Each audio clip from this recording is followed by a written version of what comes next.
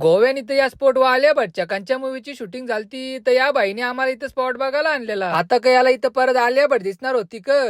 सकाळू सुधलेला तोंड घेऊन गोव्यान झालती गुड मॉर्निंग ना इकडे यो भाई असा का नाश्ता करी होता. आम्ही तर घेतलेली इकडे जरा बुटा चमकाला ना तुषार भाईने ते वाईप मध्ये गाडी पुसायला घेतलेली. आवरा भारी मौसम ना यो भाई असल्या मौसम मध्ये सनस्क्रीन लावतं. आता जाऊ दे मी काय बोलल्या फुकाटणी लरल हो. गोव्यातल्या कोकणात चालल्या ना या पोरावी तर आता गोव्याची टी शर्ट घातल्या. तुषार या आशिषने आपल्याला ही झाडा दाखवाटी आणल्या. तुला काय सांगतो मग आता मग बोललो मग माझं तोंड दिसतं तिकडे. ना मग भाई बोलते इथं पिक्चरची शूटिंग झाली. कांच्या विचारल्या बोलतं मला का त्या माहिती नाही ना. मिनी जरा या पोरांना हाय लोकाराला शिकवलेला. हॅलो सुनुलुलू. हॅलो सुनुलुलू. हे दोन्ही भाऊच